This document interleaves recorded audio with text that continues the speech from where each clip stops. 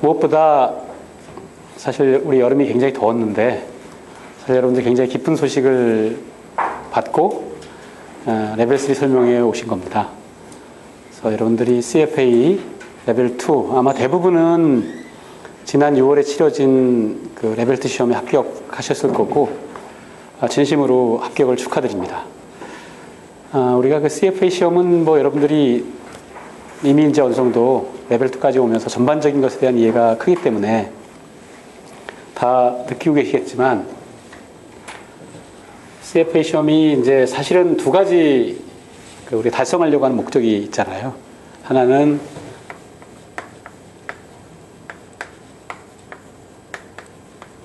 리서치하고 파이낸셜 애셋들에 대해서 리서치하고 밸류에이션 하는 부분 쪽에 어떤 소양, 기본 소양이라고 하기에는 조금 더 깊은 전문적 소양이랄까 그런 부분들에 대한 이제 목표가 하나 있는 거고, 또 하나가 이제 그거를 어떻게 그러면 우리가 자산 운영하는 데 있어서 포트폴리오 매니지먼트에 녹여내서 통합할 것인지, 두 가지에 달성하고자 하는 목표가 있습니다. 레벨 2에 합격했다는 것은 우리가 여기 와 있는 거예요. 그쵸? 여기 와 있는 거고, 여러분들은 이제 이번 설명회에서 이 부분에 대한 부분을 정확하게 이해하고 살펴보고 어떤 정보도 얻고 나름대로 어떻게 준비할 것인가에 대한 생각을 하기 위해서 왔다고 보여지는데요. 이제 이게 축하를 정말 해야 되는 거는 사실 요 앞에 레벨 1이 있었어요. 레벨 1은 뭐 여러분들 레벨 2하고 과목이 똑같았어요. 그죠? 똑같은 과목이었지만 이것은 이제 사실 기본. 그리고 여기서 이제 에셋 밸류에이션을 완성한다. 이 부분의 목표가 달성된 거예요. 그래서 다른 시험과 달리 CFA 시험은 왜 3차까지 있나? 그렇잖아요. 대부분 시험이 다 대부분 2차에서 끝났는데 이게 3차까지 있어서. 근데 아마도 이제 에셋 밸류에이션이라고 하는 이 부분이 사실은 이제 하나의 시험 과정으로만, 특히 6시간 치러지는 과정으로만 다 하기에는 너무 내용이 크니까 어쩌면 1차는 우리가 하려고 하는 것에 기본으로 이쪽에 있는 부분이 완성됐으니까 사실 이제 전체에서 3분의 2가 끝난 거잖아요. 그럼 우리가 넘어야 될 산이 있다라고 했을 때 3분의 1을 넘는다는 것은 굉장히 중요한 의미를 담고 있습니다. 실제로 합격률로 보면 월드와이드의 합격률, 여러분들 다 정보를 가지고 계실 텐데요. 그 얼마였죠? 레벨 2의 월드와이드 합격률이 아마 45%인가 그럴 거예요. 그죠? 46%였군요. 2015년도에 46%, 그리고 레벨 2는 42%. 월드와이드입니다.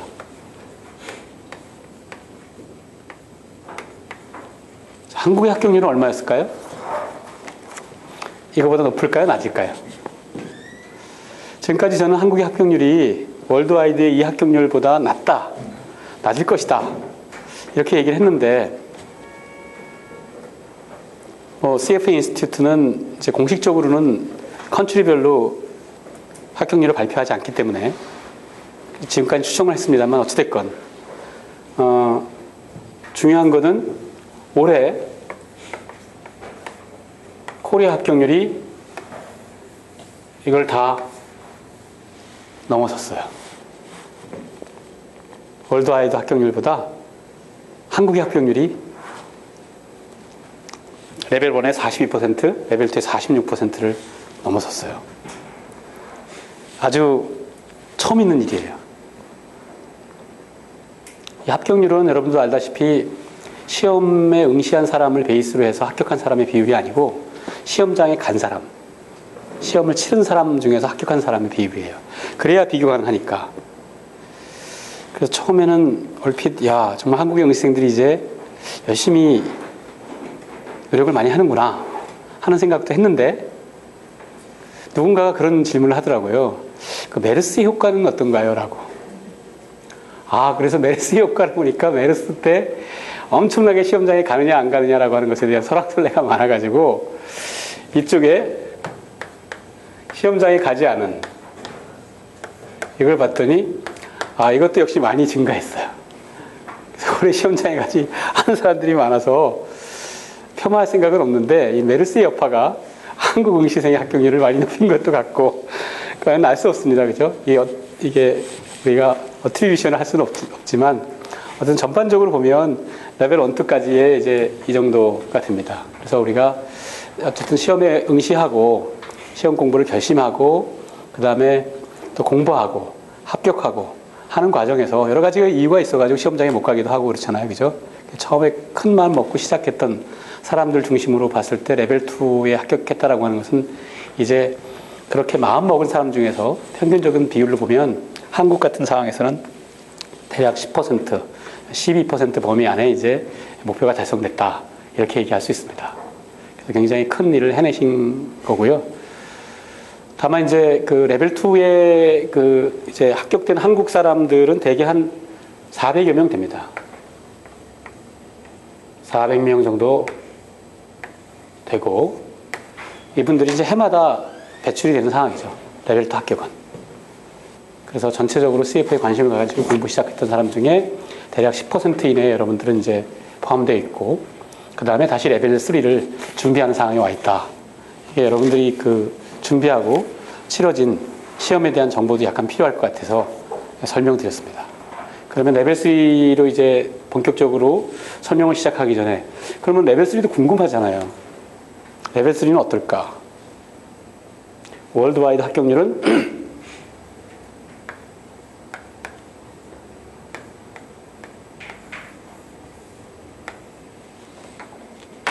53%예요. 한국 합격률은 이거보다 다 크다고 얘기를 했는데 레벨 3 합격률은 어떨까? 대략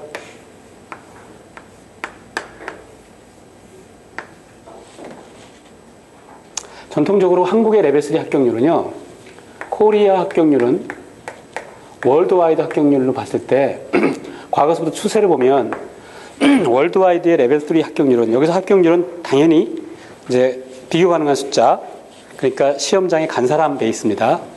그러면 이 월드와이드 합격률이 50%를 중심으로 해서 사실은 왔다 갔다 해요. 해마다 바뀌는 건 아닌데. 그래서 월드와이드 합격률이 50% 미만으로 있을 때는 한국의 합격률은 매우 낮아요. 30%가 안 됩니다. 28% 이렇게 되는 거예요. 그리고 이 50% 이상을 하는 경우에는 과거에는 좀 있었지만 최근 10년 동안은 그렇게 흔치 않지만 작년하고 올해 시험에서 53%, 54% 이렇게 해가지고 54%인가 보구나. 50%를 높였어요.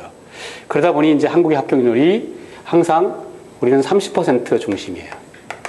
그래서 월드와이드가 50%보다 아래면 얘도 낮고 높으면 지금 53, 54 이렇게 된 상황에서 연속 36% 정도를 달성하니까 어떻습니까? 레벨 1하고 2하고는 많이 차이가 나죠? 그렇죠? 이거를 지금 한 18%, 대략적으로 20% 조금 안 되는 그 퍼센트 포인티지만큼 이제 한국의 합격률이 낮아요. 근데 그러면 합격생 숫자는 어떨까? 그래서 왔다 갔다 하는 부분이 있지만 레벨 2는 한 매년 400명 정도 언저리에서 합격하는 것 같고요. 레벨 3는 200명 중심입니다. 200명. 그래서 200명에서 올해 이제 210명 정도가 합격했고 또 시험이 조금 어려웠다. 그래서 28% 정도 합격률을 보인다 그러면 180명 정도가 합격하기도 하고 한때 이제 가장 많이 합격했을 때는 250명이 합격하기도 했습니다. 전반적으로 보면 CFA 레벨 2 합격생이 대강 이제는 40% 조금 높은 비율로 어쨌든 400여 명이 합격되는 추세고 레벨 3는 이제 200명 중심인데 레벨 3는 그냥 뭐 시험이 공부가 준비가 많이 안 됐다 그러면 많이 안 가시는 것 같아요. 그 비율이 낮긴 하지만 되게 등록하신 분들은 한 900여 명 정도 되는데 항상 시험에 응시하신 분들은 600여 명 정도가 돼요. 흥미있지 않습니까? 300여 명 정도가 시험장에 안 가요. 그리고 이제 시험장에 가신 분들 중에서 40%가 넘지 않는 그러니까 아마 긴장해야 될 대목입니다. 연속해서 월드와이드로 합격률 50% 이상 2번 줬기 때문에 여러분들이 시험을 치르는 2016년도에는 안심할 수 없어요. 물론 그 합격률 자체가 시험이 어렵다, 쉽다의 문제가 아닙니다. 합격률입니다. 시험이 아무리 쉬워도 내가 느끼기에 쉬웠다라고 하지만 항상 이것은 상대평가 같이 하기 때문에 그걸 믹스하기 때문에 오히려 패스 레이트는 낮아질 수도 있어요. 그래서 그런 부분들을 이제 염두에 두고 다만 마지막으로 이제 이 부분에서 제가 강조하고 싶은 것은 이 부분이 지금 이제 말하자면 한국의 투자 산업, 인베스트먼트 인더스트리와 어떤 연관관계가 있다고 한다면 우리가 많이 모자라는 부분이다. 한국의 회계사들이 해마다 1000명, 900명 가까이 나오고 우리 변호사도 변호사 시험 말이 많지만 1000명 가까이 배출되는 상황에서 그러면 한국의 재무분석사는 200명 정도면 충분한가? 글쎄 잘 모르겠어요. 제가 보기에는 그 2배 이상은 돼야 400~500명 정도는 돼야 앞으로 변화되는 시대에 맞지 않을까 싶은데 어찌됐건 그렇습니다. 그래서 우리가 중요한 고비를 이제 넘었고 레벨 3로 왔는데 그럼 레벨 3는 이게 시험에 있어서 레벨 3 시험이라고 하는 것은 앞에 거하고 1차, 2차 많이 달라요. 조금 다른 게 아니라 많이 다릅니다. 그러니까 이제 1차, 2차는 과목이 같았고 그래서 2차의 뎁스가 깊어졌으나 똑같은 과목의 연계가 있고요. 시험의 형식은 이제 단순 객관식에서 아이템 셋으로 바뀐 부분이 있습니다만 그럼에도 불구하고 기본적인 특성은 뭐냐면 스페시픽하게 주제가 있으면 그 주제의 범위 내에서 테스트를 하는 방식이에요. 근데 레벨 3는 그렇지 않아요. 교과목이 존재하지만 언제든지 어떤 문제가 과목의 범위를 넘나들어 가지고 출제될 가능성이 언제나 있습니다.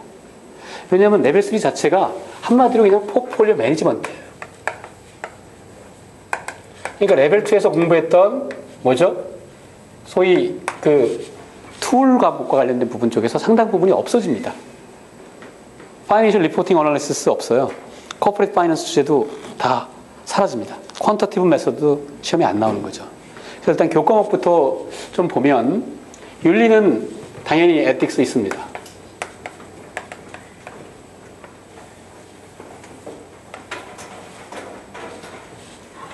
그리고 이제 결국 포트폴리오 매니지먼트니까 우리가 레벨 2에서 여러분들 공부했던 것처럼 레벨 1에서 포트폴리오 매니지먼트 과목 자체는 큰 비중이 아니었어요. 그래서 지금 다시 한번 리마인드 해보면 레벨 2에서 레벨 1에서 포트폴리오 매니지먼트 뭐였을까라고 하면은 그 모던 포트폴리오 티오리에서 사실은 이제 그 다이버시피케이션 하는 부분 쪽에 그 부분이었고 이 매니지먼트 프로세스와 관련된 것은 살짝 IPS 개념 조금 보여주고 끝났잖아요. 근데 최근에 보면 포트폴리오 매니지먼트가 1차에서의 시험 비중이 여러분들은 경험하지 못하셨겠지만 7%로 늘었어요. 그러니까 코퍼레이트 파이낸스와 같은 비중으로 7% 확장된 거예요. 그래서 레벨 3가 포트폴리오 매니지먼트인데 레벨 1에서 레벨 2에서 너무 이 부분이 좀 비중이 작다 하는 의견이 많아서 레벨 2로 넘어오면 우리가 이제 소위 멀티 베리어블을 가지고 확장된 것이었지만 그 비중은 여전히 5%였단 말이에요.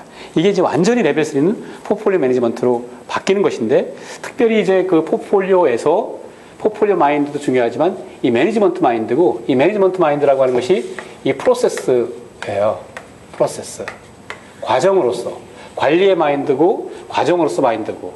그래서 우리가 이 프로세스는 이제 플래닝. 첫 번째, 투자의 목적이 무엇인지를 잘 파악하는 일.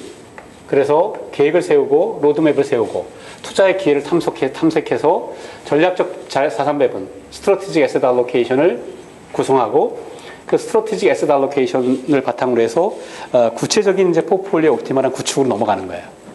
그렇죠? 그래서 운영의 상태를 액티브하게 할 것인지 패시브하게 할 것인지 운영 전략을 정하고 그 전략 하에서 이제 구체적으로 종목을 사고 팔고 스트럭처링이 이루어집니다.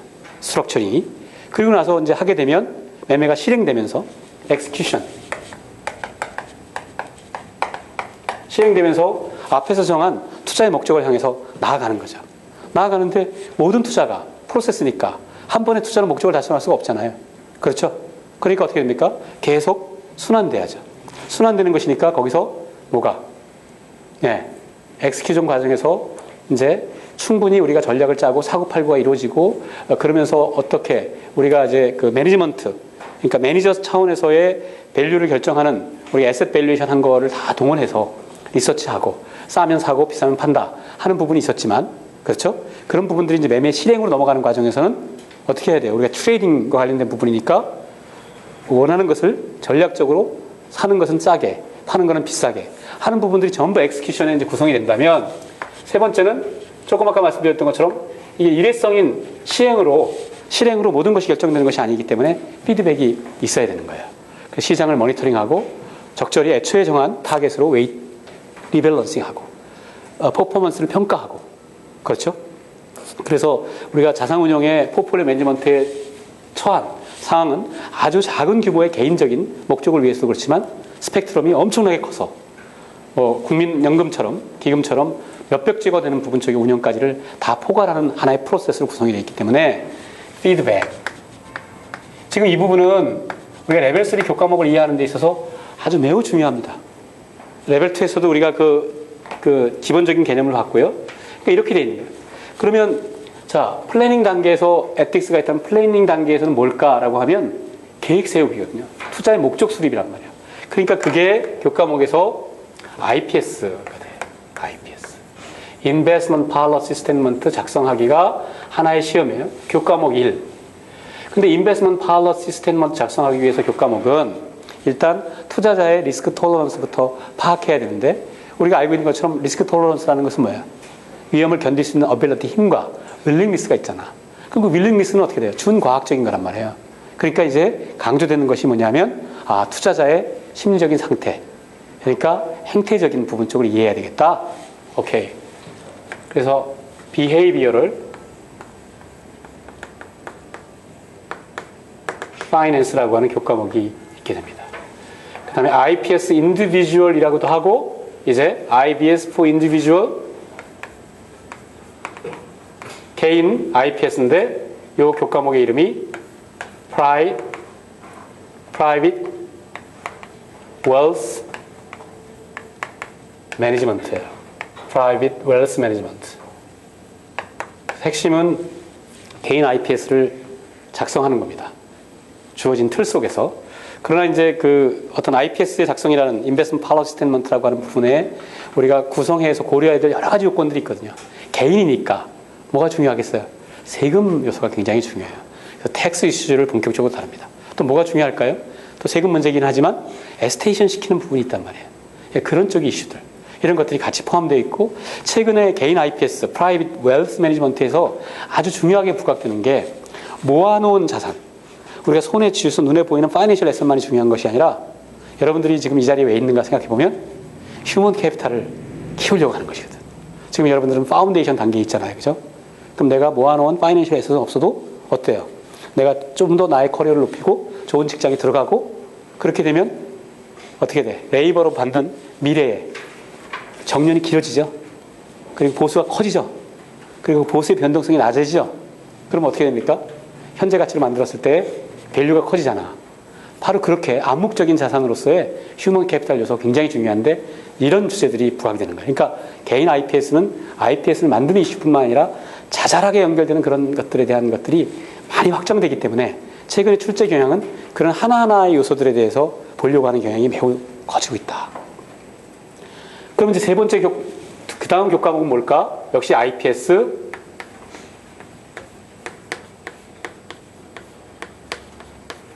institutional이에요. 기관 투자가. 기관 투자가라고 하면 이제 개인이 아니니까 기관 투자가의 대표적인 부분은 우리가 펜션에서 DB 펜션. DB 펜션의 비중이 굉장히 큽니다. 펜션이라고 하는 것은 지금 우리의 화두이기도 하고 연금. 그렇죠? DB 펜션이 아주 중요해요. 거기서는 이제 우리가 위험 관리와 관련해 가지고 에셋 온리뿐만 아니라 에셋 라이어빌리티 매니지먼트로 이어지는 이슈들이 있게 되고 다양한 주제들이 이제 펜션과 연결되어 있습니다. 그래서 이 인스티튜셔널의 핵심은 이제 펜션이고 그 다음에 이제 그렇게 에셋과 라이어빌리티가 이 대칭적으로 마주보지 않는 에셋 온리로 좀 창의적으로 설계할 수 있는 파운데이션이나 인다우먼트가 이제 두 번째로 중요한 영역이 됩니다. 그리고 조금 마이너하지만 픽스드 인컴하고 아주 밀접하게 연결된 인슈런스, 라이프 인슈런스, 넌 라이프 인슈런스 비교하기.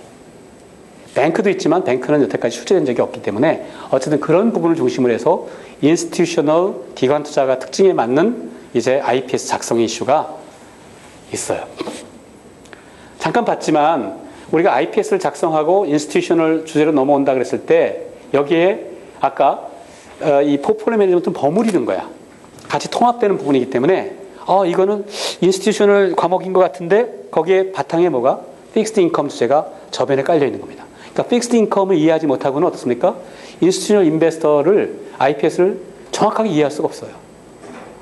그렇게 이제 유기적으로 연결되는 과목이라고 보시면 되고, 그럼 이렇게 IPS를 작성했으면 이 플래닝 단계에 하나가 완성되는 거야.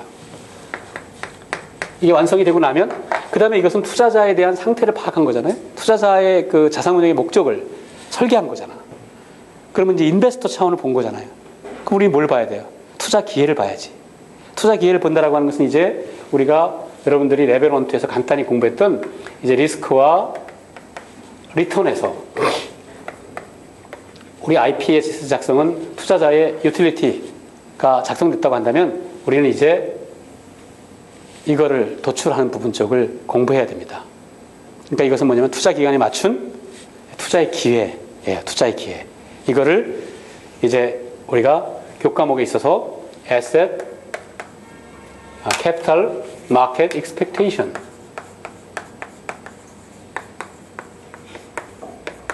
Capital Market Expectation은 사실 이 부분은 그 범위가 넓지는 않아요. 왜냐하면 시험 자체에서 이걸 구현해내는 것은 거의 불가능하기 때문에. 그래서 이것은 이제 에셋 클래시스를 봐가지고 에셋 클래시스, 주식, 채권, 얼터너티브 인베스트먼트 주요한 에셋 클래시스들의 투자 기간별 이제 장기적인 평균 수익률, 리스크는 그리고 그들 상황 간의 코릴레이션 등등 이런 것들에 대해서 거시적인 매크로한 관점에서 우리가 예측하고 하는 부분 쪽인데 여기에는 여러분들이 레벨 2에서 공부했던 에쿼티 밸류에이션이라든지 이런 부분 쪽들이 많이 작동합니다.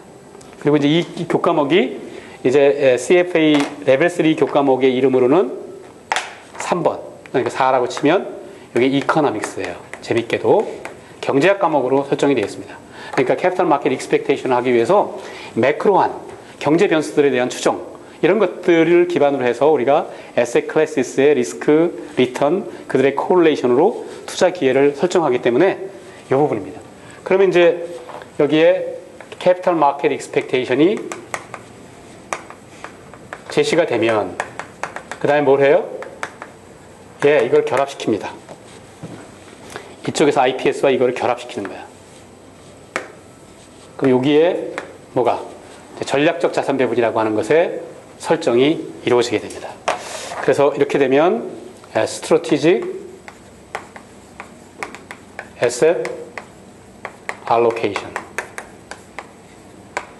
이 되고요. 요거는 5번째 시험 과목이 됩니다. 그러면 이제 Strategic Asset Allocation은 요거죠. 플래닝이 완성되면서 엑스큐션의 시작으로 출발하는 거야. 그럼 뭘까요? 그 다음은 이제 포트폴리오 구축으로 넘어가는 거죠. 포트폴리오 구축으로 하고 그 다음에 하는 이슈들이니까 여기에 우리가 레벨 1, 레벨 2에서 공부했던 뭐가? 에코티 과목이 나오고 픽스드 인컴이 나오고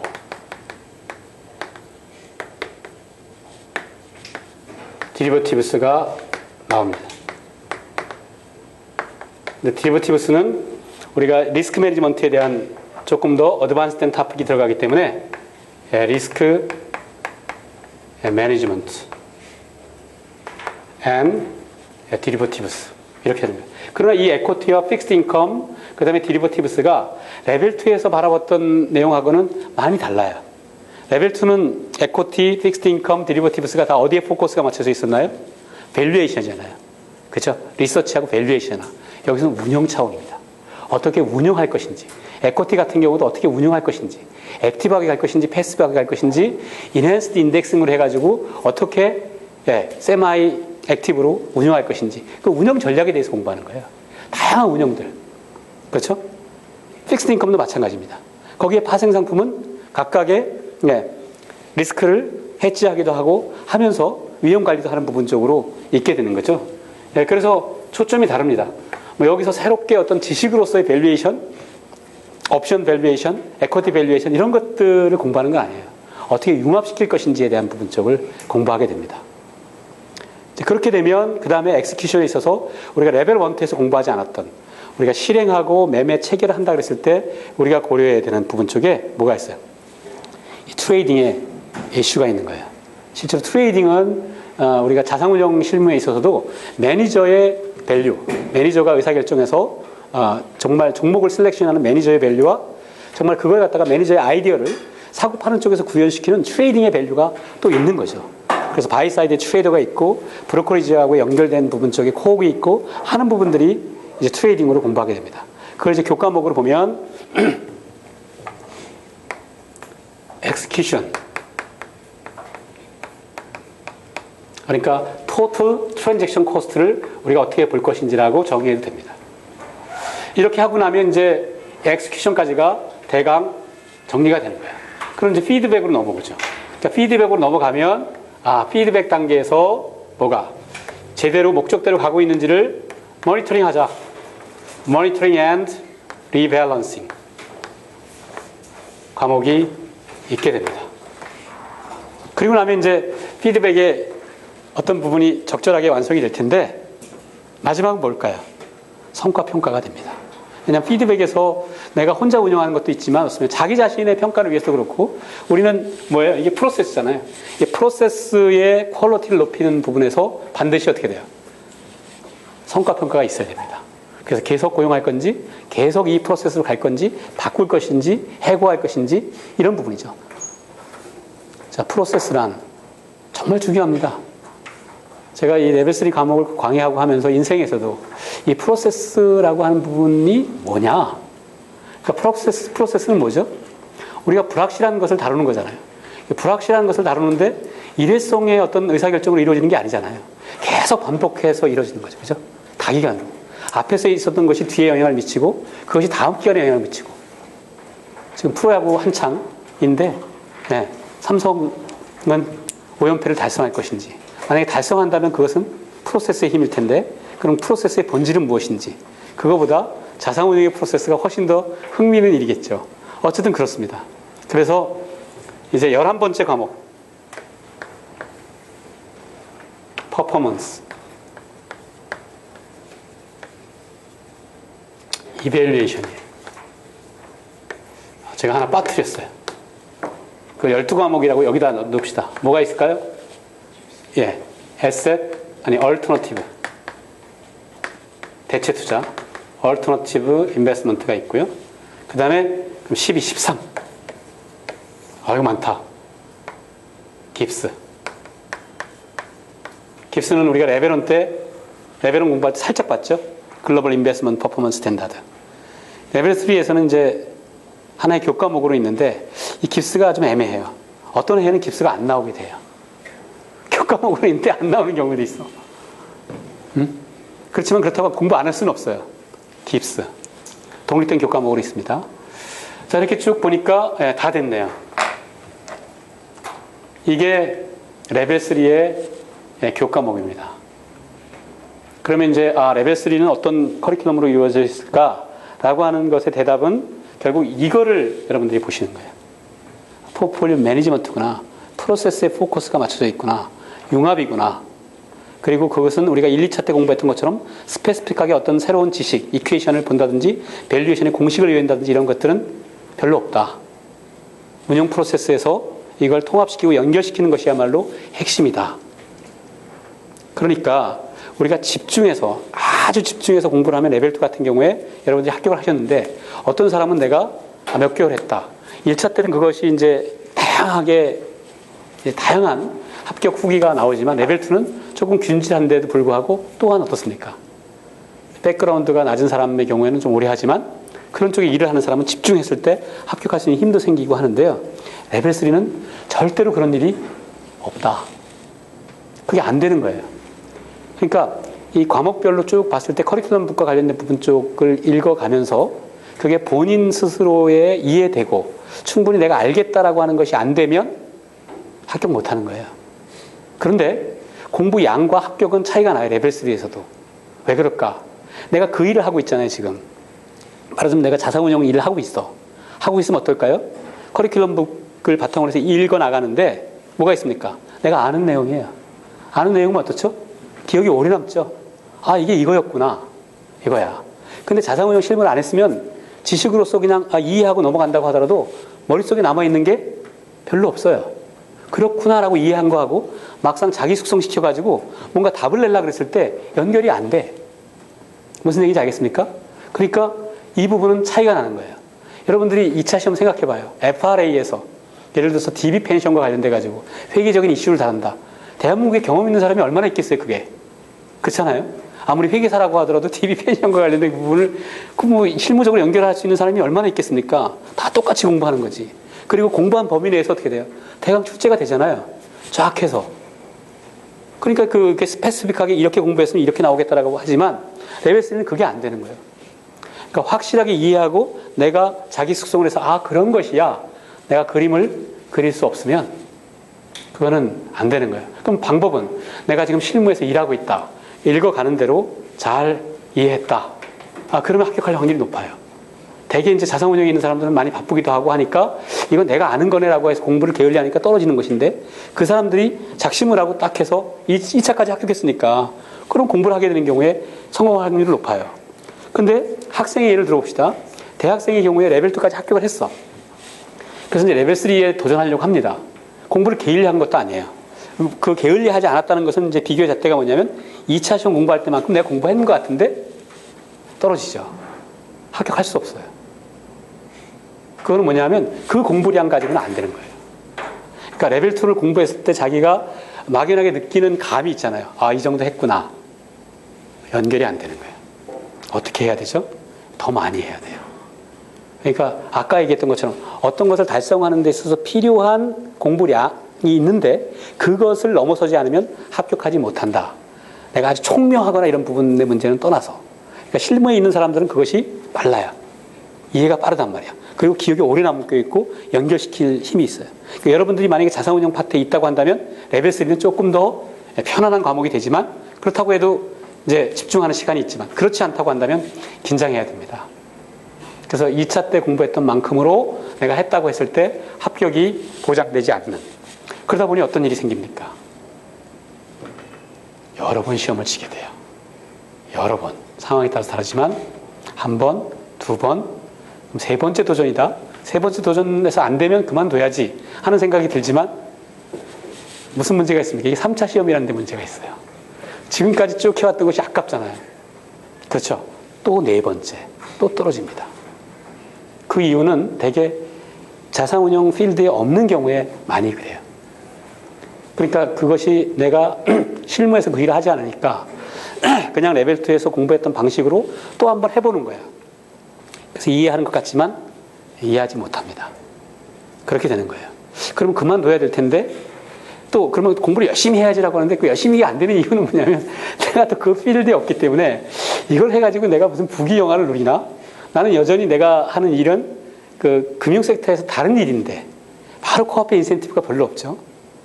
그러니까 내가 자산운용 실무를 하고 있다면 이걸 하면 하는 일과 연결되기도 하지만 이것을 3차를 마무리하게 되면 어떻게 됩니까? 내가 다른 쪽에 연결할 수 있거나 이런 것들이 쫙 오니까 또 집중하는 힘이 생기기도 합니다. 그러니까 어쨌든 마음속에 자기 인센티브와 이것을 그려야 되긴 해요. 특징이 그렇습니다. 레벨 3는 일단은 우리가 통합돼야 되는데 다시 한번 강조한다면 이걸 어떻게 표현해야 될지 모르지만 적어도 레벨 3는 그러니까 어떤 새로운 지식을 막 해가지고 이거 이렇게 해가지고 그건 아니지만 충분히 투입해야만 되는 절대적인 투입이 있고 그 다음에 반드시 자기 숙성이 이루어져야 된다. 자기 숙성이. 그래서 3번 떨어지고 4번 떨어지고 어쩌면 5번째 했을 때 5번째 합격하는 사람은 여태까지 굴욕으로 합격하는 것이 아니라 내가 여태까지 해왔으니까 그러한 것을 합격하는 게 아니고요. 5번째 도전했을 때 어떻게 처음부터 다시 시작하는 거예요. 자기 숙성의 과정을 거치는 거예요. 그래서 CFA를 3번, 3차에 도전한다는 것은 나한테 어떤 의미일까라고 했을 때 그거는 내가 지금 현 직장에서 이것이 바로 써먹지 않더라도 뭐뭐하지 않더라도 바로 승진에 연결되지 않더라도 지금까지 공부한 것이 꼭 아깝다는 차원이 아니라 도대체 포트폴리오 매니지먼트라는 게 뭐야? 라고 하는 차원에서 한 과목 한 과목씩 다시 들여다보는 거예요. 월드와이드로 하는 것에 대해서. 그래서 그 부분을 쭉 하는, 이거였구나 하는 것들이 통합돼가지고 자기 숙성의 과정을 딱 끝냈을 때 아주 예외 없이 합격합니다. 그러니까 이제 우리가 첫 시도하는 사람은 어떻게 해야 돼요? 그 자기 숙성의 과정을 거쳐야 돼요. 그러니까 뭐가 중요하다? 결론은 커리큘럼북이 중요합니다. 정말로 커리큘럼북이 중요해. 커리큘럼북을 이제 어떤 방식으로 마스터할 것이냐는 다음 차원의 문제지만 커리큘럼북 자체가 거기에 다 있는 거예요. 그 하나하나들을 내가 정말 그림을 그려가면서 어쩌면 전문교육기관의 도움을 받으면서 아니면 자기의 필드의 일로서 이해하든 커리큘럼북 자체를 온전히 마스터하고 거기에 LOS에 대해서 쭉 보면서 내가 그렇지라고 대답하고 그 다음에 전부 다 주관식은 아니지만 거의 엔드 오브 챕터에 있는 문제들이 주관식이 많이 포함되어 있는데 그것에 대해서 내가 해답을 보지 않고 내가 써가고 하는 훈련 그 부분까지 딱 마치면 레벨 3는 또한 월드와이드로도 뭐 53%, 54% 합격하는 것인데 그렇지 않아요. 한국에서 36% 합격한다라고 했을 때 여러 가지로 준비 안 된 부분 쪽을 한다고 한다면 지나간 과거에 내가 10% 안에 들었다? 축하할 일이고 그런 일이지만 지금 현재 시점에서 다시 출발한다라고 한다면 지나간 과거의 패스 레이트나 이런 것들은 아무 의미가 없죠. 우리 내 앞에 놓인 것은 지금 성공할 거냐 실패할 거냐입니다. 그럼 이런저런 걸 다 뺀다고 한다면 확률로서 50%가 우리 앞에 있어요. 그럼 여러분들이 귀한 시간을 내가지고 여기까지 온 사람들이 내년 2016년 시간에 2016년 시험에서 자, CFA 레벨 3에 도전하는 사람들이 있다고 했을 때 그 중에서 여러분들은 이제 어떻습니까? 조금 더 앞서 있다고 봐야 되겠지. 왜냐하면 그림을 그릴 수가 있잖아. 그렇게 해서 하나하나 전진하면 어떻습니까? 확률이 매우 높아질 거예요. 사실은 이 시간이 이제 그런 부분에서 여러분들이 계획 세우고 설계하는 데 있어서 중요한 도움이 되는 시간이 됐으면 좋겠다 하는 겁니다. 레벨 3 됐죠? 교과목.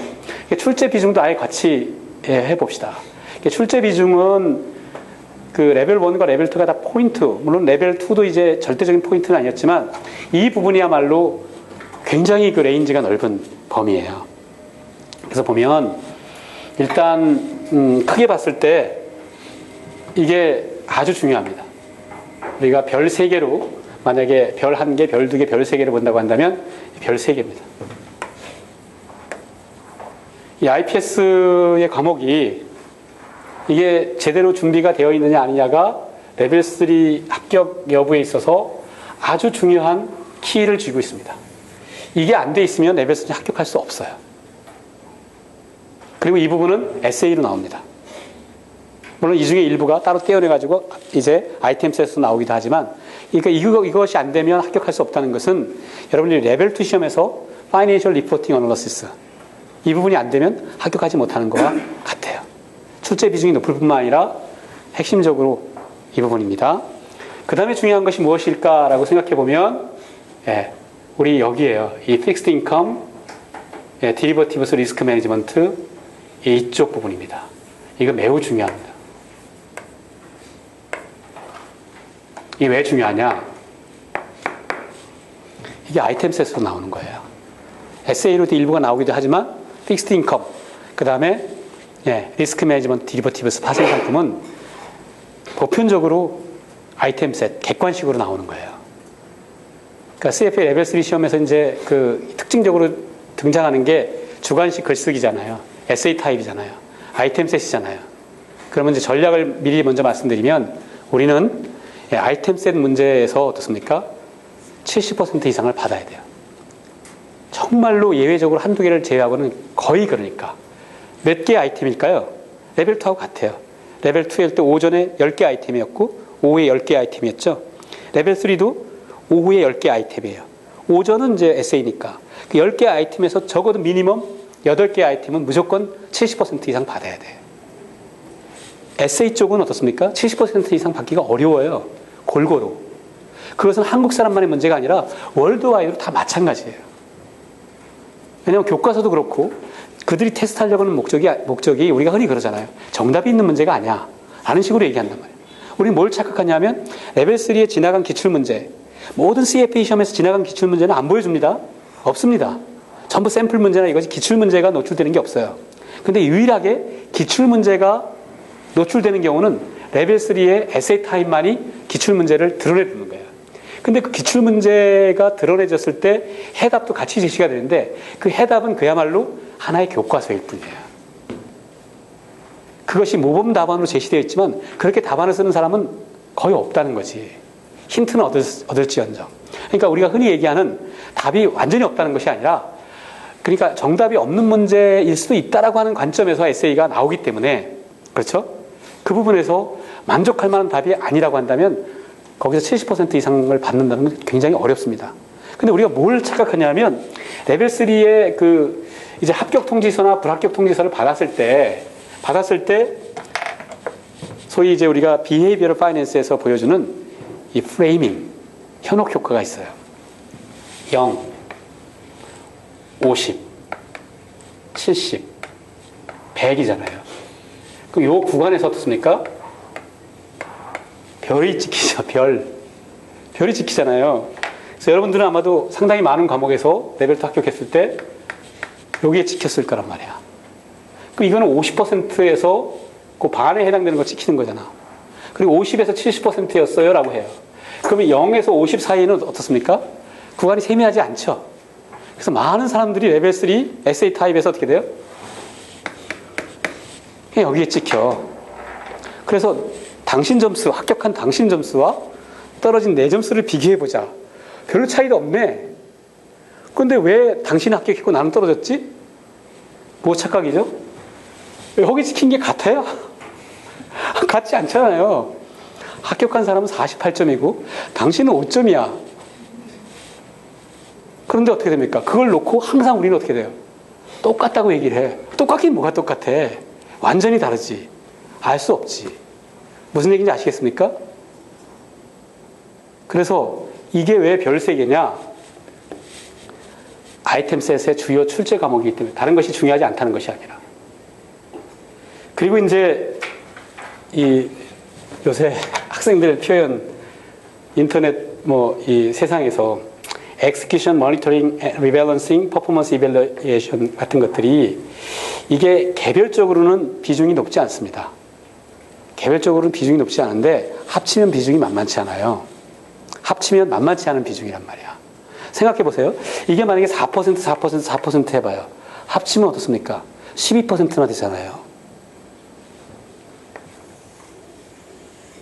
근데 이거는 준비하면 합격으로 이끄는 베이스가 돼요. 그래서 그걸 뭐라 그래요? 그걸 꿀이래, 꿀. 이거 꿀 과목이야. 여기서 점수를 확보하지 못하면 어차피 우리는 한계로 가야 되잖아요, 이제. 마지막으로. 이게 꿀 과목이에요. 그럼 남는 거, 깁스는, 예, 이건 우리를 성가시게 하고 애매하게 하는 영역이에요. 어떤 때는 안 나오기도 하고 하는데 버릴 수가 없어요. 어쨌든 그런 특징이 있고, 비중은 이제 나왔다 그러면 아이템 하나는 5%니까. 그렇죠? 안 나오는 경우도 있고. 그 다음에 요건 아까 통으로 해서 그 에쿼티든 요건 주관식과 객관식을 넘나드는데 이것도 일종의 꿀입니다. 꿀. 얼터너티브 인베스트먼트도 중요하죠. 객관식의 아이템 하나 있고, 그러나 레벨 2에서도 봤던 것처럼 어떻습니까? 어떤 경우는 얼터너티브 인베스트먼트가 아예 안 나오기도 하고 갑자기 아이템으로 2개를 턱 주기도 하고 이런 가변적인 부분이 있으니까 어떤 것도 버릴 건 없습니다. 이 큰 그림 면에서 이제 제가 보여드린 거고요. 이거는 주로 에세이 쪽에 나옵니다. 캐피털 마켓 익스펙테이션. 왜냐하면 이제 이 IPS와 연결된 고리라서 그래요. 스트래티지 에셋 알로케이션도 마찬가지로 연결되어 있고, 에틱스 10% 비중이고. 그래서 여기서 제가 이제 뭐 몇 퍼센트 이렇게 설명하는 거는 미스리딩 할 가능성이 있기 때문에 큰 그림 면에서는 이제 이렇게 볼 수가 있겠다. 이게 레벨 3 교과목 설명입니다.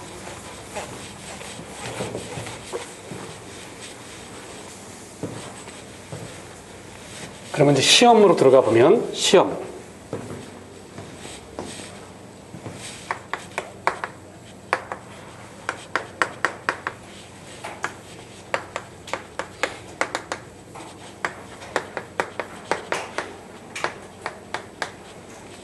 3시간 180분. 180분. 여기는 아이템. 아이템 셋.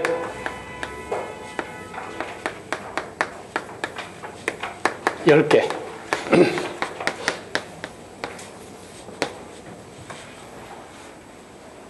그러니까 한 아이템이 나왔다. 그러면 이제 이게 오전 오가 합쳐지는 것이기 때문에 10%가 아니라 5% 비중입니다. 5% 비중으로. 이쪽은 에세이. 자, 에세이는 백지 상태에서 논문 쓰듯이 하는 게 아니라고 하는 점. 에세이는 이제 전 세계적으로 출제를 하는데 채점을 해야 되잖아요. 그죠? 채점에 문제가 있기 때문에 사실은 그냥 백지에서 논문 쓰는 것이 아니라 주관식으로 쓰긴 하되 잘게 쪼개진 형식이에요. 그래서 딱딱 구분된 부분 쪽으로 가게 되는. 그러니까 영어의 문제가 굉장히 크긴 하지만 여태까지 레벨 2 합격했고 레벨 3를 준비해야 되는 상태에서 이렇게는 얘기할 수 있습니다. 내가 영어로 라이팅에 미숙해서 내가 떨어졌다. 메이크 센스 하지 않아요. 그거는 진실이 아니에요. 이렇게는 얘기할 수 있지. 내가 악필이라서 내가 써놓고도 내가 이게 무슨 글인지 잘 모르겠다. 그럼 떨어질 수 있어요. 그렇죠? 그렇지, 알아볼 수 있다. 그러면 영어 필기체로 쭉 쓰는 미국인들 같은 경우 그거 어떻게 알아보겠어요? 때로는 못 알아볼 수도 있는데 그냥 사람들이 혼자는 못 알아보지만 5사람이 모여서 야 이거는 에세이라고 쓴 거 아니야? 오케이. 그러면 채점을 해준다는 거예요. 그러니까 아주 못 알아볼 정도의 악필이 아니라면 라이팅이 안 돼서 내가 떨어졌습니다. 진실이 아니에요. 뭐 때문에 떨어졌을까요? 몰라서 떨어진 거야. 핵심 포인트를 짚지 못해서 떨어진 겁니다. 잘못 이해했기 때문에 떨어진 거예요. 우리가 확실하게 알면 뭐죠? 이게 딱 얘기할 수 있잖아요. 영어를 아주 굉장히 문법적으로 잘 구사해야 외국인들하고 잘 소통하는 거 아니잖아요. 핵심 포인트로 짧은 문장으로 딱 얘기하면 소통할 수 있는 부분. 그거 똑같아요. 여기서 완전한 문장을 요구하지 않습니다. 이거다라고 얘기했을 때 오케이. 그 하나로 다 통할 수 있는 거와 똑같아. 그러니까 정확하게 문제의 핵심을 짚지 못하기 때문에 내가 못 쓴 거지. 그렇죠? 내가 라이팅이 안 돼서 떨어졌다. No. 그렇기 때문에 뭔가 주저리 쓰는 것에 대해서 굉장히 어떻게 됩니까? 신경질적인 반응을 보이고 있어요. 월드와이드로 시험을 보니까. 그러니까 철저하게 문제의 틀에서 이렇게 하라고 제시했는데 답안이 어떻습니까? 문제에 있는 거, 영어로 되면 문제에 있는 것이니까 그걸 그대로 가져와서 어떻습니까? 복제하잖아요. 감점을 주는 것으로 어느 정도 분위기가 형성이 되어 있는 것 같아. 그러니까 아무리 급해도 어떻습니까? 문제에서 요구하는 걸 그대로 갖다가 쓰면 안 돼요. 알겠죠? 핵심을 파악하고 자기로 쓰는 거예요. 그냥 그대로 똑같이 베꼈다라고 하는 인상이 아니라. 그게 굉장히 중요한 겁니다. 그래서 핵심을 파악하고, 그래서 이 에세이는 핵심, 그냥 단문, 절대로 문장 말려고 애쓸 필요가 없이, 그리고 앞에 문제에서 제시한 거 그대로 어떻게 됩니까? 그대로 복제하지 마라. 안 되는 거예요. 그러니까 오히려 줄을 긋고 그 다음에 분리 포인트로 한다든지 번호를 부여한다든지 하는 부분 쪽으로 해서 때로 필요하면 어떻습니까? 그렇게 돼서 결국 이게 됐잖아 라고 하는 논리의 연결로 화살표를 그려서 간다고 하더라도 여러분들이 채점하는 사람이면 어떻습니까? 크레딧을 안 주겠어요? 그렇잖아요. 내가 영어로 표현하는데 좀 미숙해. 근데 상황을 파악했어. 그래서 우리가 디리버티브스에서 해치 포지션을 이렇게 했고, 그래서 그거에 따라서 우리가 포지션을 설정하는 부분 쪽에 컨트랙의 숫자는 이게 되는 거야 라고 했을 때 내가 파악하면 소통할 수 있는 부분으로 그냥 그대로 소통해버리면 돼. 그러면 다 크레딧을 준단 말이야. 엉뚱하게 왔다 갔다 하지 말고. 그래서 에세이는 굉장히 이거에 대한 어떤 왕도라 그럴까? 그런 부분이 있는 것처럼 얘기하는 것도 오해의 소지가 있고 전혀 무방비 상태로 해서도 안 되는 겁니다. 힌트가 있다고 한다면 아까 얘기했던 것처럼 커리큘럼 북이 또한 정답이에요. 그래서 우리가 쭉 읽어가면서 커리큘럼 북의 뒤에 에세이 타입의 문제들, 이제 엔드 오브 챕터 문제가 있을 때 그 문제를 가지고 생각해 보는 거지. 그래서 내가 영어로 써보는 거야. 몇 가지. 이것이 아닐까? 그렇죠? 그렇게 해서 해답하고 맞춰보면서. 그랬을 때 그것이 완벽한 문장이 아니더라도 이렇게만 해보면 되는구나. 준비하는 과정에서 그 훈련이 이루어져야 돼요. 그리고 최종적으로 이제 우리가 이런 에세이를 쓰는 것의 훈련은 역시 기출문제입니다. 기출문제. 그래서 기출문제 적어도 3개년. 최근. 근데 아직은 이제 2015년에 치러졌던 게 안 올라와 있죠. 2014년까지 와 있잖아요. 그렇죠? 그러면 여러분들이 지금이라도 만약에 필요하다면 2014년까지 2012, 13, 14 3개가 있으니까 다운받고 2015년에 올라오면 4개가 확보되는 거잖아요. 그렇게 해도 되고, 물론 이제 교육센터에서는 그런 것들을 다 제공해 주겠지만, 어쨌든 한다 그러면 그렇게 적어도 3개 혹은 4개. 그래서 4개년도와 관련된 부분 쪽과 관련된 부분을 여러분들이 놓고 마지막에 그걸 가지고 어떻습니까? 연습해야 돼요. 연습해서 해보고. 한 번 해봤다 그래서, 이거 본 건데? 그러니까 머리가 너무 좋으면 어떻습니까? 한 번 본 게 머릿속에 딱 찍히면, 그 다음에 또 보면 난 그대로 할 수 있어. 이런 이제 총명한 이 두뇌의 소유자를 제외한다면 또 써보고 해도 아무 상관이 없습니다. 그래서 이렇게도 표현해보고 저렇게도 표현하고 공부하다가 다시 돌아와서 한번 보기도 하고. 예, 그 훈련이 아주 유효합니다. 그래서 에세이 타입은 그렇게 정복하는 거예요. 당연히 공부하는 과정에서도 우리가 그 교육센터 프로그램을 이용해서 여러분들이 수강하신다라고 한다면 그런 경우에도 그 과목을 공부하고 났을 때 과목의 특성에 따라서 항상 커리큘럼북에서 내가 봐야 할 것들이 있었나? 뒤에 있는 연습 문제는 하는 식으로 해가지고 리딩 바이 리딩으로 커리큘럼북을 어쨌든 내가 완성해 나간다라고 하는 식으로 설계해야 돼요. 그렇죠? 공부의 접근 방법은 약간 차이가 나더라도 커리큘럼북이 중심이다. 그리고 한 가지 팁을 드린다면 이건 조금 이제 웃자고 하는 얘기일 수도 있지만 한국 사람들이 에세이에 대해서 부담이 있다 보니 오전에 180분에 대한 투입이 그 시간이 이제 모자라는 경험을 많이 하게 됩니다. 시간이 모자라요. 그러니까 이것이 이제 문제수로 본다면 11개 문제가 있을 수도 있고 그 11개 문제가 아이템처럼 탐지선다기로 나오는 것이 아니기 때문에 11개 문제라고 하지만 1번이 되면 1번에 자 다음 퀘션들은 파트 A, B, C로 되어 있다. 그럼 1번에 A, B, C가 있는 거예요. 근데 A, B, C에 또 보면 여기 어떻게 돼요? 1번, 2번 문제. B에 보면 1번, 2번, 3번 문제. C는 1번, 2번 문제. 이렇게 나올 수도 있고 2번을 봤더니 다음은 4파트로 되어 있다. 그러면 A, B, C, D가 이렇게 부여가 되는 것이 한 문제랍니다. 어떤 경우를 보면 3번 문제. 다음은 6파트로 되어 있다. A, B, C, D, E. 그렇죠? 그리고 모든 것들은 배점은 아이템셋에는 그 배점이 없습니다. 당연히 한 문제가 5분이기 때문에. 알겠죠? 여기에 한 문제 6문제가 딸려 나오는 식이기 때문에 6문제니까 어떻게 됩니까? 60개잖아요. 그리고 한 문제에 주어진 배점은 무조건 3분이야. 3minute. 3분으로 돼 있어요. 그래서 곱하기 180분이야. 그럼 여기도 A, B, C, 1, 2, 3, 4 혹은 A, B, C, D, E, A, B, C, D, E, F 돼 있지만 그렇게 구체적으로 적시하는 이 부분에 뭐가 있습니까? 요것이 아니라 전체 1의 A다. 그럼 요거는 3분, 요거는 12분, 요거는 8분 해가지고 점수가 배점이 그대로 있는 거예요. 그래서 여기 있는 11개를 다 해서 합치면 180분이 되게 되어 있단 말이야. 무슨 얘기인지 알겠죠? 그 180분 동안에 이제 11개의 문제가 나왔다. 그러면 통으로 어떻게 돼요? 11번 문제, 10번 문제를 못 봤다. 그러면 안타깝게도 그건 어떻게 돼요? 하나도 쓰지도 못했어. 너무 억울하죠? 그렇게 두 개의 에세이 타입에서 2개 정도를 하나도 손도 못했다. 그러면 다음에 다시 봐야 돼요. 그거는 도리가 없어. 그렇게 해가지고 뻥 날아갔는데, 그렇죠? 합격할 리가 없잖아요. 2개 아이템 정도 하나도 동그라미도 못 친 건데. 에세이 타입으로 나오는 문제는 이제 백지 상태에 완벽하게 쓰는 것은 아니지만 백지에 써야 되는 것이 있고 또 채점을 위해서 우리가 템플릿이라 그래가지고 칸 채우기가 있어요. 그래서 이제 1번에 그래서 B다. 그럼 1, 2, 3이다. 그러면 이게 12분짜리라고 한다면 어떤 경우는 이렇게 딱 설계가 되어 있습니다. 그래서 1번에 B 그러면 답안지에 보면 인쇄가 돼 있어. 이렇게 돼 있어가지고 이렇게 돼서 이게 3분짜리고 이게 3분짜리고 3분짜리야. 그래서 여기서 설명하는 이것이 맞는지 틀린지에 대해서 예를 들면 true, false에 대해서 그러면 요 맞는지 아니면 이제 increase인지 decrease인지 아니면 영향이 없다라든지 3개 중에서 하나를 골라라. 고르면 그 다음에 그 이유는 무엇인지 정당화시켜라. 이런 것들이 전형적인 예거든요. 그럼 요거에 대해서 어떻습니까? 다 보면 3분 9분이네. 그러면 내가 요 중에서 하나를 체크해야 돼. increase, no effect, decrease. 그럼 그거에 대한 이유를 쓴다. 이렇게 되어 있는 것이거든요. 그럼 이거는 일종의 고르기잖아요. 그렇죠? 그리고 대개 경우는 이게 웨이트가 2분, 쓰는 거는 엉뚱하게 1분 정도밖에 안 주는 경우가 많아요.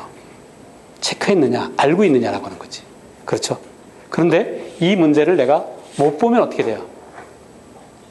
읽지 못하면 어떻게 됩니까? 이 체크도 못 하잖아. 자, 중요한 것은 시간 관리야. 11개의 문제를 다 봐야 된다는 거예요. 다 봐야 되는 거야. 그리고 어떻게 됩니까? 일단 쓰는 것은 좀 시간이 있어서 안 쓰더라도, 백지더라고 해도 여기에 체크를 해야지만 점수를 주는 거예요. 체크 안 했으면 점수 안 주잖아요. 그래서 시간이 없어서 말하자면 전부 디크리즈에다 체크를 했는데 답은 전부 인크리즈였다면 그건 뭐 어쩔 수가 없지만, 그러니까 제가 얘기하는 것은 시간 관리가 굉장히 중요하고, 그래서 그 에세이 쓰는 문제이기 때문에 너무 디프레스 되지 말아라. 그래서 우스갯소리로 에세이 시험에 떨어지는 경우는 첫 번째 잘 몰라서 못 썼으니까 떨어집니다. 두 번째는 시간 관리를 못해서 떨어지는 건데, 시간 관리를 못하는 경우는 어떤 거냐면요, 어깨에 힘이 들어간 거야. 이 문제가 나왔는데 내가 너무 잘하는 거야. 잘 쓰려고 하는 거야. 그래서 열심히 잘 썼어. 1번. 그래서 열심히 잘 써가지고 소비한 시간이 25분이야. 근데 거기에 배점된 시간은 10분밖에 안 돼. 자, 15분은 어디에 보충하시겠습니까? 시간 관리가 엄청 중요해요. 여러 가지 전략들은 이제 공부하면서 여러분들이 해야 되는 것이고, 그것은 전략이라기보다는 일종의 전술에 해당이 될 텐데, 그런 특성이 있기 때문에 어쨌든 커리큘럼 북이 중요하고, 시험의 형식은 에세이, 아이템 이렇게 구성이 되어 있다. 그럼 되게 이제 감을 잡으실 수 있을 것 같아요. 그리고 오케이, 수험 합격 전략 설명드렸고, 이제 교육센터 레벨 3 프로그램을 소개하면,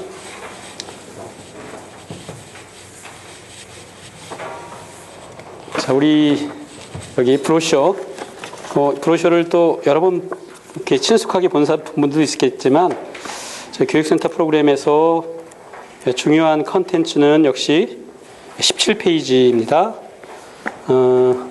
17페이지는 저희 그 강의하시는 분에 대한 소개입니다. 그래서 제가 레벨 3의 주요 과목을 강의합니다. 레벨 3의 주요 과목을 강의하는 것은, 그러니까 제가 강의하는 과목이, 이걸 같이 봅시다. 오늘 나눠드린 부분에서 시간표가 있네요. 시간표. 그러면 이제 CFA 한국협회 교육센터의 레벨 3 정규 과정은 지난해하고는 조금 다른 방식으로 진행합니다. 이건 뭐냐면 해마다 모든 컨텐츠가 변하는 것이 아니고 하기 때문에, 이제 올해부터 레벨 3는 사실은 이제 온라인 수강료만 받아요. 오프라인 수강료는 안 받습니다. 기본적으로 온라인 베이스입니다. 그래서 오프라인 수강료를 없앴고 온라인 수강료 기반이고요. 다만 이제 그래도 한 70% 이상은 해마다 강의를 합니다. 근데 이제 이게 변하지 않고 계속 출제 패턴이나 이것이 비슷한 과목 같은 경우에도 똑같이 오프라인에서 강의하는 거는, 그것이 뭘 힘들게 하냐면 마지막에 파이널 리뷰나 이런 쪽으로 해가지고 설계하는 데 있어서 이게 융통성이 없게 만드는 부분들도 있어요. 그래서 이제 우리가 제한적인 부분으로만 있으니까, 일단 여기 시간표에 보시면 이게 오프라인으로 이루어지는 과목입니다. 그럼 여기에 과목에는 있는데 이 시간표에 없는 과목은 온라인 온리예요. 온라인 온리이기 때문에 그 부분을 이제 구성해서 여러분들 새로운 리딩북, 지금 이제 편집이 완료되어 가고 있으니까 빨리 공부하도록 하기 위해서 지금 애를 쓰고 있는데, 그렇게 염두에 두시면 되는데요. 그래서 이제 현장 강의에 있어서 제가 강의하고요. 제가 하는 과목은 여기 시간표를 보면 Behavioral Finance에서부터 시작해가지고 Behavioral Finance, 그 다음에 Private Wealth Management, Institutional Investor 고요. 그 다음에 아래에 있는 Asset Allocation을 지난해까지 우리 그 유리자산운용의 한진규 박사, 한진규 본부장이 이걸 했는데, 올해는 제가 하기로 했습니다. 왜냐하면 이 Asset Allocation이 사실은 IPS를 완성하고 전략적 자산 배분의 이 퍼즐이라고 생각한다면, 그 퍼즐 자체가 이 IPS에 기반으로 해가지고 설명하는 사람이 그 부분을 끼워서 해야 완성도가 높을 것 같고, SA와 관련된 부분 쪽과 관련된 부분 쪽을 같이 연결해가지고 유기적으로 하는 부분 쪽에서 이번에 제가 그 기회를 얻어서 한 번 더 조금 더 철저하게 교육을 좀 하는 것이 옳겠다 생각해서 에셋 알로케이션을 이제 제가 합니다. 그래서 이 부분 하고요. 그 다음에 오른쪽 파트를 보면 우리가 토요일 날 리스크하고 디리버티브스가 있잖아요. 이 부분이 굉장히 계량적으로 중요하기 때문에 이거는 이제 그 토요일 날 오전 10시부터 8번에 걸쳐서 강의가 진행이 됩니다. 이 강의를 하시는 분은 거기 전문 교수 요원 중에서 이제 우리 그 윤희목 전문 교수가 지난해에 이어서 올해를 맡아주시고요. 그 다음에 이제 오른쪽에 보면 이코노믹스가 있습니다. 이코노믹스는 이제 그 김길용, 거기 그 우리 깁스 전문가고, 그래서 김길용 이제 전문 교수가 이코노믹스를 합니다. 그 밑에 있는 에코티는 제가 합니다. 그 제가 이 부분 이것은 이제 그 제가 2년간 강의를 했는데 올해 바뀐 건 없지만 왜 강의를 하느냐? 제 나이가 들었어요.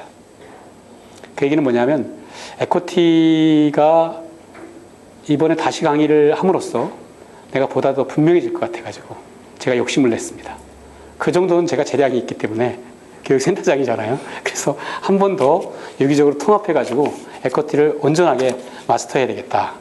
그 다음에 그 밑에 에틱스가 있는데 이 에틱스도 지금까지는 우리 한병섭 전문 교수가 강의를 했는데 지금 이제 지난 초에 박사학위를 받고 많이 그 엄청나게 바빠지고 그런 측면도 있고 그 꼭 완전히 찬성하는 것은 아니겠지만 우리 오프라인 강의의 상당 부분을 제가 맡아서 같이 할 거예요. 그러면 이제 여기서 오프라인으로 다루지 않는 과목은 뭘까라고 생각해 보니까 거기 다시 전문 교수 쪽으로 와가지고 남진중 KIC의 남진중 전문 교수가 레벨 1, 2, 3의 픽스드 인컴을 다 하시는 분인데 레벨 3가 계속 바뀌지 않았어요. 그래서 이 부분은 이제 온라인으로만 제공을 하고 그래서 이제 9월 초에 바로 오픈해서 등록을 하시면 바로 교재와 함께 공부할 수 있게끔 하는데 이게 그 레벨 3에서 아까 얘기했던 것처럼 별 3개예요.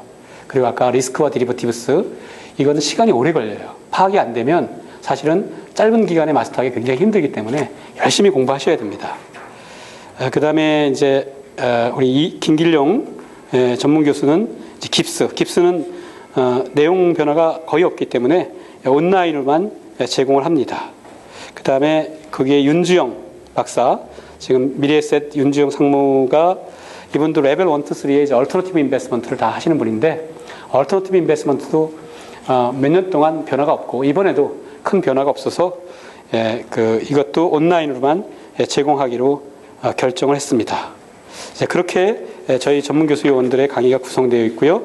그래서 이제 현장 강의라고 이름을 붙였잖아요. 현장 강의라고 하는 말은 다시 얘기하면 우리가 지금까지 오프라인 쪽과 온라인으로 수강료나 이런 것들을 이원화시켰는데 이제 온라인 수강료만 받겠다 하는 거고요. 그럼 오프라인에서 찍어야 온라인 컨텐츠가 만들어지지 않느냐? 바로 그렇습니다. 레벨 3는 그래서 현장 강의의 수강생은 오히려 오프라인으로 있을 때 우리가 수강료를 더 받는 게 아니라 현실은 현실이니까 다들 모바일과 인터넷으로 공부하려고 하는 시대에 우리 현장에서 오는 사람들이 현장 강의에 베네핏은 있지만 그게 모든 사람한테 또 맞는 것은 아니잖아요. 그래서 온라인만으로 하고 현장 강의는 실제로 저희 입장에 솔직히 말씀드린다면 강의하는 사람의 의욕이에요, 의욕. 여기서 눈을 맞추는 사람들이 앉아있고 질문이 있고 하게 되면 긴장하고 그래서 인터랙션 하는 과정에서 이게 하는 부분이 있거든요. 우리는 그것을 얻고자 하는 겁니다. 그래서 등록하시고 선착순에 의할 때인데 어쨌든 현장 강의 신청서를 내서 현장 강의에 참여하시는 분들은 말하자면 여기 있는 오프라인 있는 과목과 이런 것들을 어떻게 돼요? 잘 설계할 수 있죠. 그래서 우리가 그러면 이제 현장 강의 한다고 해놓고 조금 나오다가 안 나오면 어떻게 하냐? 그래서 이 인센티브를 줬어요. 그건 자세히 홈페이지나 또 우리 스태프한테 알아보면 되겠습니다만 아주 중요한 인센티브의 하나는 현장 강의를 충실히 수강하시고 합격을 했다. 그럼 레벨 3 합격했다 그랬을 때 어떻게 그 다음 단계에 뭐가 있는 것도 아니잖아요. 결정적인 인센티브가 있어야 될 거 아니야. 수강료의 20%를 돌려주기로 했습니다. 그러니까 바로 손에 쥐는 뭐가 있어야 열심히 오프라인에 나올 거 아닌가. 그렇잖아요. 그죠? 약속만 하고 되게 우리가 약정하는 거는 지켜지지 않을 가능성이 있단 말이죠. 그래서 그런 현장 강의의 매력이 충분히 있다. 그리고 레벨 3는 이게 아까 이제 이 과목의 특성, 통합적인 특성에 대해서 많이 얘기했지만 레벨 3는 그 어떤 제가 이런 경영전문대학원의 MBA 쪽에 파이낸스, 카이스트나 고대나 한양대나 이런 쪽으로 하고 있지만 일부 과목을 강의하고 있지만 이게 그 레벨 3 공부하는 사람들이 이 교실에서 만났다고 하더라도 또 여러분들의 개별적인 스터디 그룹도 있을 수 있겠습니다만 굉장히 중요한 그 네트워크예요. 그래서 그런 부분들이 참여가 많아서 오프라인도 활용하면서 서로 네트워킹을 구성하고 한다 그랬을 때 그 굉장히 아주 끈끈한 그런 부분들이 있어가지고 시험을 합격하고 난 뒤에 상호 연결되는 이런 부분들이 굉장히 큰 것 같아요. 그리고 CFA 한국협회는 이제 올해부터 아직 이제 올해 합격생들을 위한 부분은 이제 10월 1일 날 하고자 하는데 우리는 차터를 받는 사람들을 위한 신규 차터 어워드 세레머니뿐만 아니라 레벨 3를 합격을 한 사람들, 레벨 3 합격은 아직 경력이 안 됐을 때 차터는 못 받잖아요.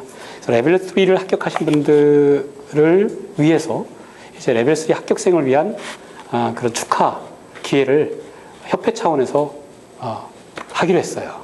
그래서 여러 가지 정말로 커리어 디벨롭먼트나 하는 부분 쪽으로 하는 방식으로 해서 정말로 의미 있는 이 마지막 단계 시험 준비, 합격 이후에 여러 가지 기회들 이런 것들을 또 같이 공부하시는 분들과 함께 진행을 한다면 더 좋을 것이라고 생각이 듭니다. 오케이. 그 다음에 이제 여기 이 브로셔에 보시면 이거는 이제 아마 이 과정을 선택하기는 굉장히 힘들 것 같아요. 그렇지만 저희가 레벨 3, 특히 레벨 3의 프로그램에서 이런 부분이 필요하다 하는 것은 36페이지인데요. 36페이지에 5박 5일 합숙 과정이 있어요. 이거는 이제 여러분들 개인적으로 사비를 한다 그러면 굉장히 어렵겠지만 직장에서 적절하게 그 직장의 교육이라든지 이런 쪽으로 지원을 받게 된다고 한다면 우리가 활용할 수 있는 하나의 카드거든요. 근데 준비를 열심히 한다고 하지만 마지막에 가면 어떻습니까? 사실은 그게 여유롭지 않을 수가 있거든요. 그래서 나한테 일주일 휴가가 있다면 내가 그걸 공부를 하고 싶다 했을 때 그런 니드가 있었어요. 그래서 그것을 이제 연세대학교의 글로벌 캠퍼스의 국제교육원이라고 하는 것하고 우리가 같이 협약을 맺어서 이런 이제 기숙사 제가 다 둘러보고 쭉 살펴보고 그랬는데 시설이 깔끔하고 좋아요. 그래서 그 기간 동안에 정말 5박 5일 동안을 5박 6일이 아니고 5박 5일이에요. 5박 5일 동안을 내가 집중해서 공부를 하고 싶다라고 한다면 홈페이지에 나와 있는 이걸 연결시키고 그다음에 이제 전체적인 과정에 교육비하고 같이 비교해서 말하자면 해놓으면 그런 기회가 있을 때 활용하는 것은 굉장히 의미가 있어 보입니다.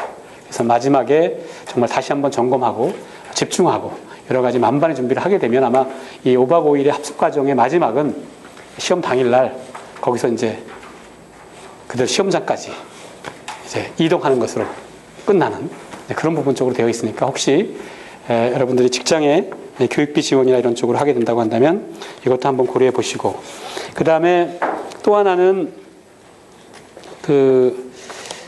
이제 직장에 계신 분들은 해당 사항이 없지만 지금 내가 직업이 없고 학생이거나 학생이 아니더라도 내가 구체적인 소득, 그죠?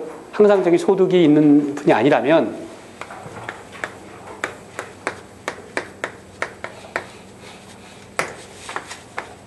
2016년 CFA 프로그램이죠. 여러분들 레벨 3니까 레벨 3와 관련돼 가지고 물론 지원한다 그래서 다 되는 건 아니지만 액세스 스칼라십에 지원하시기 바랍니다. 직장에 다니시면 안 돼요. 알겠죠? 이거는 액세스 스칼라십은 이제 니드 베이스드의 장학 프로그램입니다. 그래서 한국에 부여된 CFA 한국협회 교육센터가 컨트롤할 수 있는 부분 쪽이 있는데 대개 우리가 정해진 약속에 따라서 골고루 배분합니다. 어찌됐건 지금 현재 학생이고 내가 내 손으로 버는 게 크게 없다. 그렇다면 일단 신청하세요.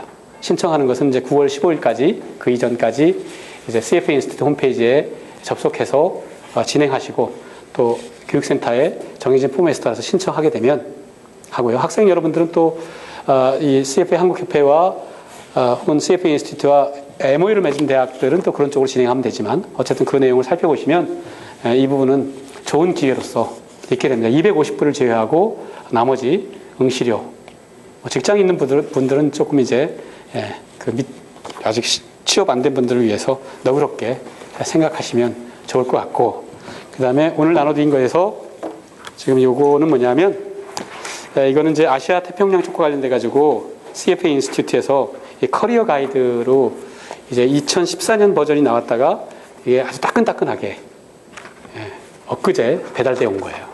2015년, 16년 시즌 동안의 커리어 가이드로 해서 이 내용을 보면, 그러니까 그 중간중간에 여러 가지 섹터, 그래서 어떤 이 커리어와 관련된 패스가 쭉 있는데, 길들이 있는데 그 사이에 CFA가 어떤 역할을 했고, 다양하게 한번 여러분들이 가지고 있는 미래의 비전을 같이 연결시켜서 했으면 좋은데, 이것만 보더라도 이 아시아 태평양 쪽을 바탕으로 한 커리어 가이드만 보더라도 여기에 사진과 함께 나는 이렇게 커리어를 개발하고 지금 왔어요.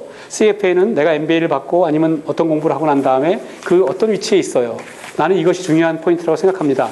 라고 하는 나름대로 성공적인 파이낸스의 커리어를 갖고 있는 사람들, 아시아 태평양 시장에서 여기에 소개된 한국 사람은 단 한 명도 없다는 거죠.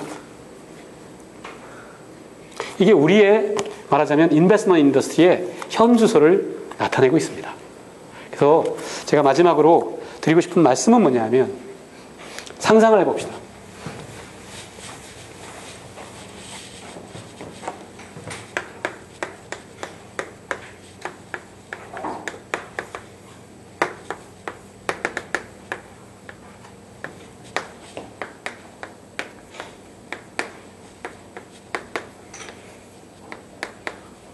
한국의 자본시장, 한국의 금융시장, 거기에 금융 인더스트리 혹은 각각의 금융회사별이라고 생각해도 좋아요.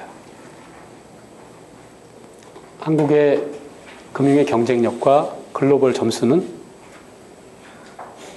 말하지 않아도 우리가 2008년 글로벌 금융위기가 나오기 전까지 IMF를 겪고 나서 우리는 가슴에 손을 얹고 기본으로 돌아가자고 하면서 여러 가지, 말하자면 자본시장 통합법도 그렇고 뭔가 관치를 배제한 상태에서 여러 가지 시도를 했어요. 그래서 우리의 세계적인 순위는 한 30등 정도 했던 것 같아요. 그리고 이제 글로벌 크라이시스를 겪고 나서 우리의 순위는 몇 등일까? 80등? 90등. 우리는 어쩌면 아프리카의 나이지리아만큼의 점수를 받고 있는지도 몰라. 그 사이에 말레이시아나 우리는 아시아 태평양에서 태국보다도 금융의 어떤 여러 가지 유연성이나 글로벌 역량이나 이런 부분 쪽에서 약한 점수를 받고 있습니다. 대한민국의 금융 전문가가 되고자 하는 사람이 이렇게 많은데 왜 그럴까요? 우리의 금융이 전부 신의 직장으로 되어 있어서 그래요. 금융공기업도 신의 직장이고 다 신의 직장이에요. 근데 살펴보면 그 신의 직장은 언제까지 신의 위치에 있을까? 그럼 열심히 우리가 공부해서 신의 직장에 가려고 그래요. 그럼 신의 직장을 딱 들어가는 순간 우리는 신이 되겠죠. 근데 신이 아니라면 다른 건 뭐가 있죠? 인베스트먼트 인더스트리가 있어요. 증권회사를 신의 직장이라고 얘기하지는 않으니까. 그렇죠? 뭔가 치열하게. 우리는 신이 돼서는 안 될 것 같아요. 우리의 도전이 전부 다 신의 직장에 신이 된다면 어떻습니까?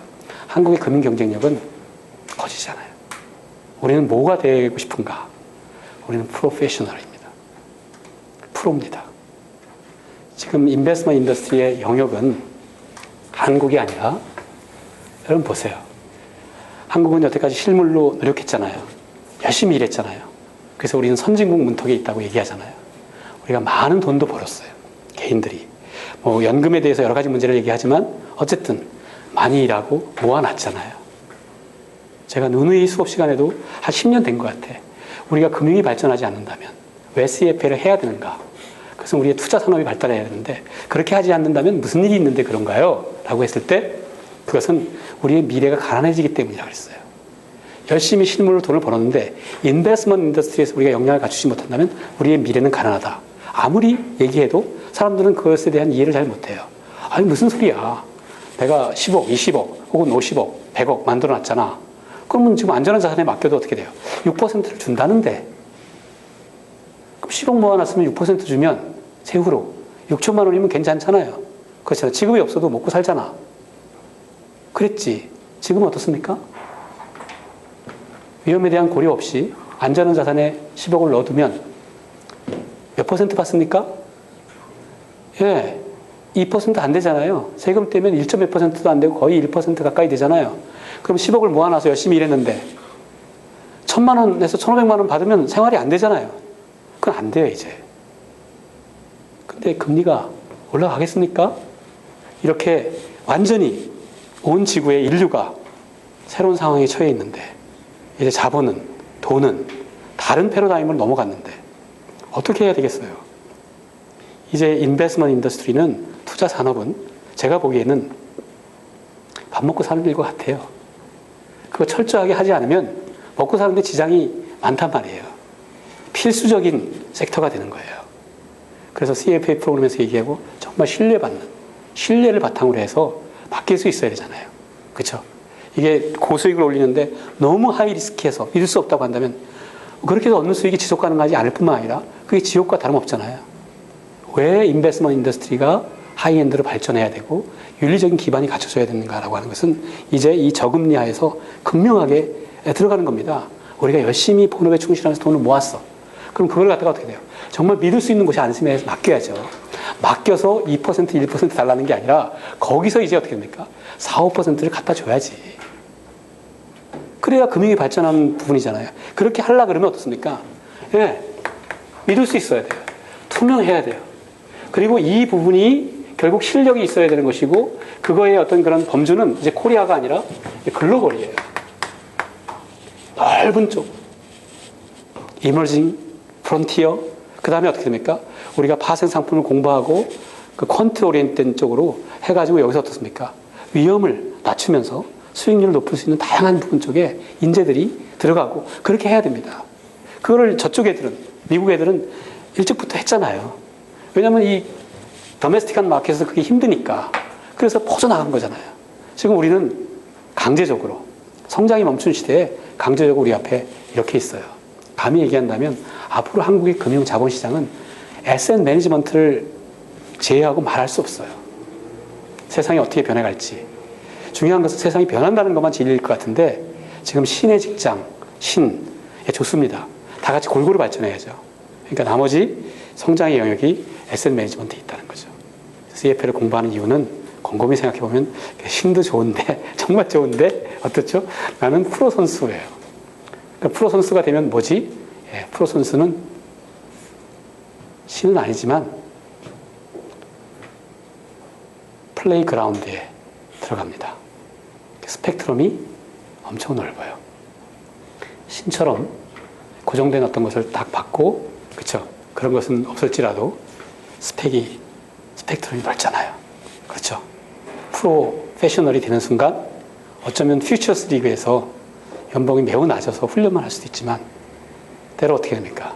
손흥민이처럼 400억 뭐 이렇게 할 수도 있잖아요. 그런 연봉의 문제가 아니라 사실은 우리는 CFA의 레벨 3에 도전한 사람들이 여기에 등재되는 이런 식의 것이 저쪽 애들만의 문제가 아니라 우리가 개척해 나가고 어차피 우리는 지금 그런 식으로 운영할 만한 돈들은 많이 있단 말이죠.